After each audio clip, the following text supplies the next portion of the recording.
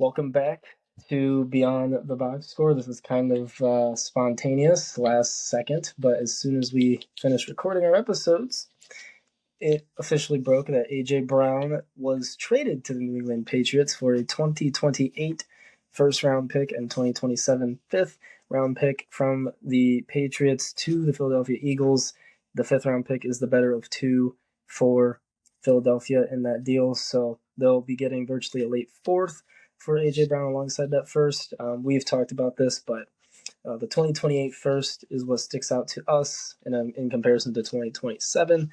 The first thing, I'll let you do this, but the first thing that came to your mind was something in particular that I didn't think about right away, but makes a lot of sense. Yeah, so obviously, everybody's been, fantasizing over these 2027 first round picks, because of the loaded quarterback class, plus Jeremiah Smith, plus all these guys. That's kind of the class that everybody's been hyping up about. But then the Eagles do this. They get a 2028 first round pick, which I found interesting because Jalen Hurts' contract is up after the 2028 season. So, you know, I know we like to blame AJ Brown for kind of a lot of the offensive problems. Yes, he didn't have his best year. We kind of covered that in the last episode, but Jalen Hurts wasn't perfect either, and Jalen Hurts has kind of shown a hesitancy to rely on his legs. He's tried to become more of a pocket passing quarterback. Well, that's not necessarily his best strength as a quarterback. So, say Jalen Hurts throughout this year, he continues to struggle a little bit as primarily a pocket passing quarterback. I think the Eagles could be looking at a quarterback here in this 2028 draft class. Now, it totally depends what names are in that draft class, and we know all the quarterbacks are in this class next year, but some guys could take that Dante Moore route. They could say, hey, I'm cool on this draft. There's a lot of guys in here. I'm going to come back for another year. I'm going to develop. I'm going to milk some more NIL and then move on into that 2028 class. So I know it's a ways away, and we really have no idea who's going to be in that class, but I do think the Eagles could be looking at a potential quarterback in that draft class. Obviously, I think they would have to package their first round picks to move up if they really wanted to get a guy, which we've seen teams do before. But yeah, that's kind of where my mind went because obviously, I don't know if the Eagles offense is going to take a step back. They've got Mekhi Lemon, who me and you both really like. We do think that, Devontae Smith is good. So from a weapon standpoint, the Eagles still got guys, but those weapons are no good if your quarterback is deteriorating, and that could be the case in Philly. So I do think this gives them an interesting path out of the Jalen Hurts contract if they choose to take it. Um, yes, before I give my take, so for those who either didn't hear the first part of what Joey said, long story short, as you said, you can correct me if I'm wrong, but essentially, you think 2028, say Jalen Hurts has a so-so kind of iffy year this upcoming season, the Eagles can evaluate their quarterback position, namely in the 2028 quarterback class. If there's somebody they really like, they can go get. Or also, since Jalen Hurts will be a free agent after 2028, this just opens up the floodgates of possibilities. If he does have a good year, they bring him back. Now they have an extra first round pick that they can use somewhere else on the roster. Say, even, I presume, probably with the age of their team. I would say the biggest needs coming up are on the offensive line, with Lane Johnson being the current age that he is. That's the first thing that sticks out to me. Potentially corner as well. That's around the time that Cooper DeJean, Quinyon Mitchell, a lot of these guys would be up. So it'll be fascinating to see what the Eagles do. Did I miss anything from your point as I summarize it? No, I don't think so. I mean, I just found it interesting, with that. Obviously, the 2027 fifth round pick is in that as well, but I know it feels a little weird because for Eagles fans, it probably feels interesting because you're not really going to reap the benefits of this trade for another 2 years. So it might be a while before this really kind of settles in for you and the dust could settle and all that. But yeah, I mean, I think this is just an interesting take for the Eagles here because obviously we've seen what they've done in the first round. They've continually built their defense through drafting young guys, and if Jalen Hurts continues to prove himself, and maybe he leans into that pocket passing ability a little bit more, and he shows you that he can develop in that way. Well, then you just keep drafting defensive players in the first round. You just can continue to reload your defense over and over and over again as they've been successfully doing. Yeah, 100%. For me, I I'm not surprised. Philly went with 2028 for their first round pick. I'm pretty sure for this upcoming year, they already have multiple first. So it wouldn't make sense to then go and get 3 of them unless you really think the season went that abysmal. But for Philadelphia, they always talk about value and stacking picks. Typically, a 2027 first would be equivalent to like 2027 second would be like an equivalent to a 2028 first in terms of like current day value. So the Eagles are opting for the latter, which is going to be the first round pick in 2028.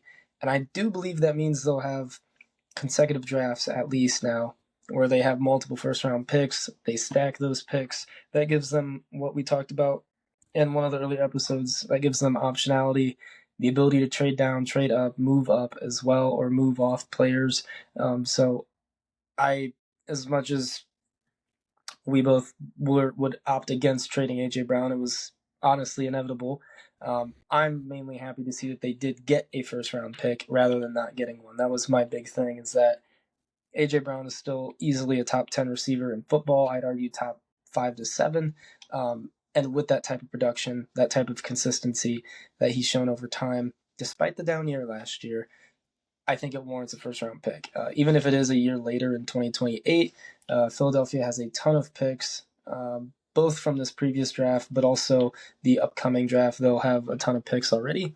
So this gives them a chance to pivot, move forward towards 2028 as well, when Jalen Hurts' contract comes up, like you said.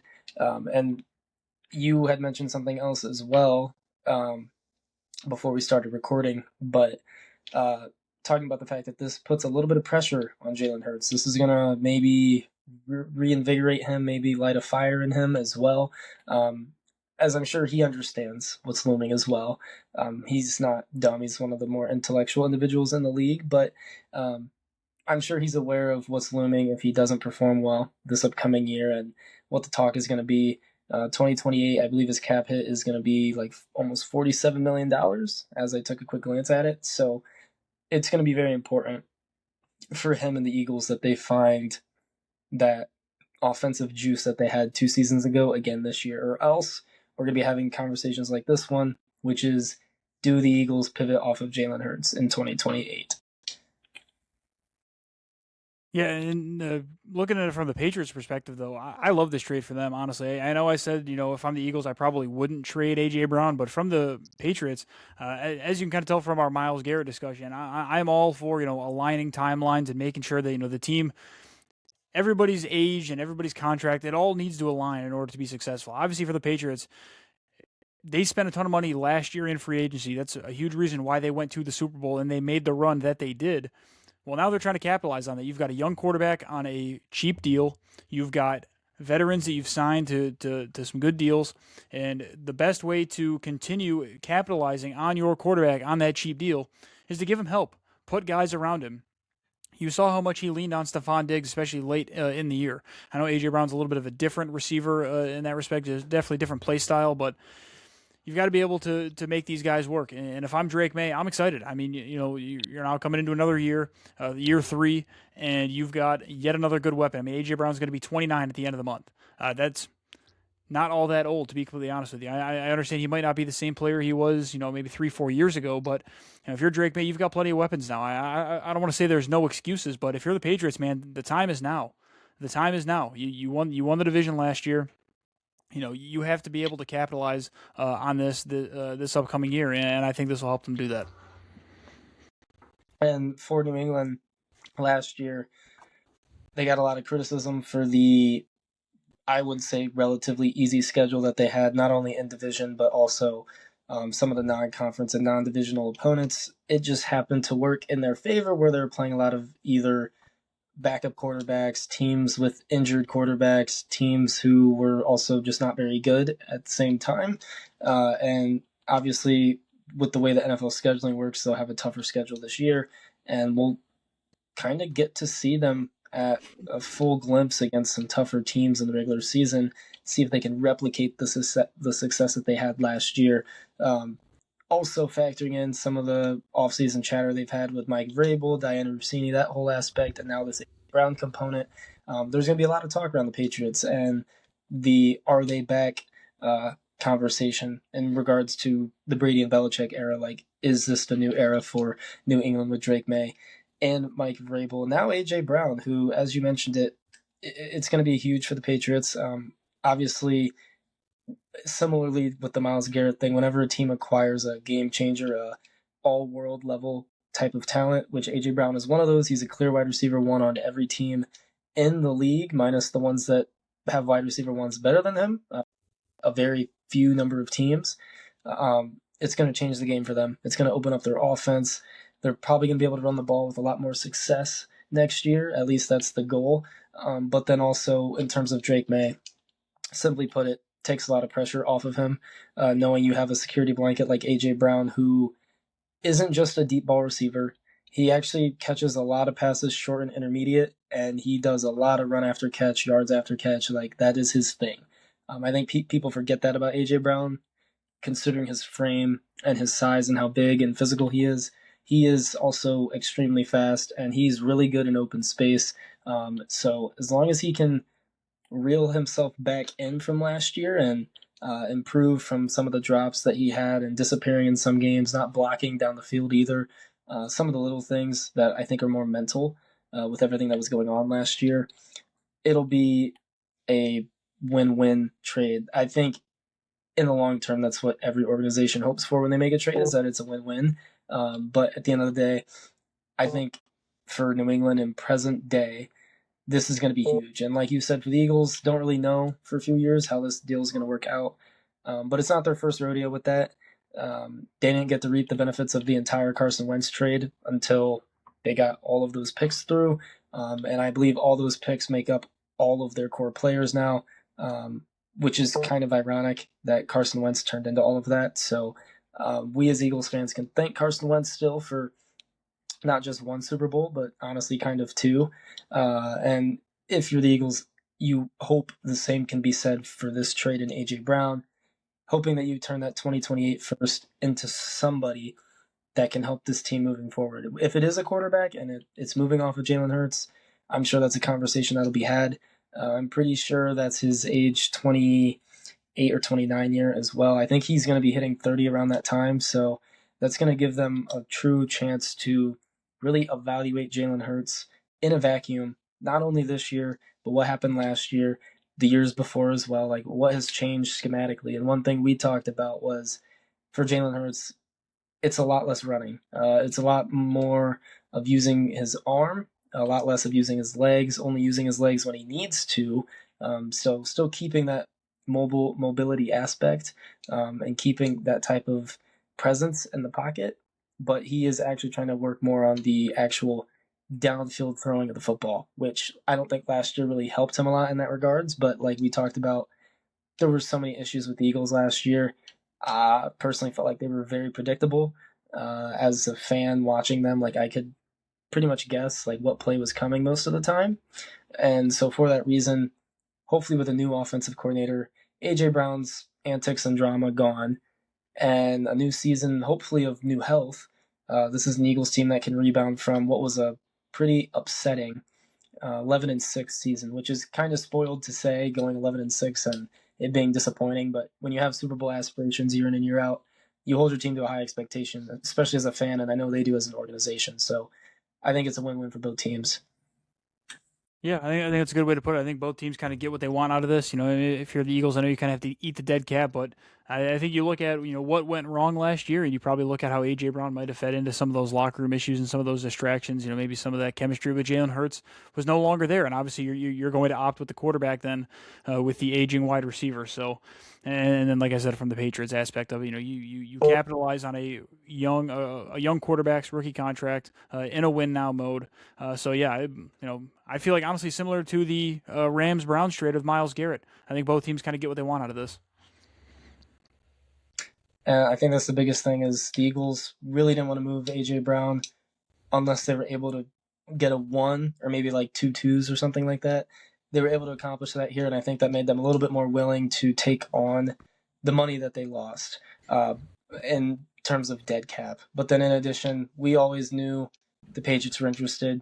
We almost were 95% sure, if not 99% sure, he was going to get traded to the Patriots. It still amazes me that it works that way. But despite that, Good move for both teams. Also, I would want to credit not only these two teams, but also the Browns and Rams for, if these deals are already done, like they're already set in stone and in place, but couldn't be performed until June 1, credit to these teams for not wasting time, getting it done on June 1, and getting everybody's off seasons started with the places that they want to be or will be moving forward, rather than pushing this thing closer to training camp or some of those other off-season training programs. And then that would really cause a divide in terms of team chemistry and whatnot. You get it done out of the way. You know who you have coming into next season now, and everybody can kind of breathe some fresh air, a sigh of relief, and move on. Frankly, for the Browns, it's moving on off the Myles Garrett era.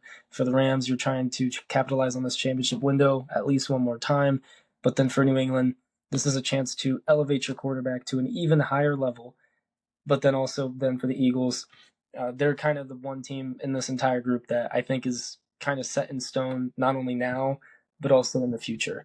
So they further their chances or better their chances of winning in the future, getting some of those other assets, such as in 2028. So that's all that I have. Anything else from you? No, I think we pretty much covered it. I mean, this was kind of it's just kind of weird. It was a trade that we had kind of expected. You as an Eagles fan had kind of been all over. This was, kind of the one landing spot that made the most sense, and you really just kind of had to wait till a day like today, till the new league year to make it happen.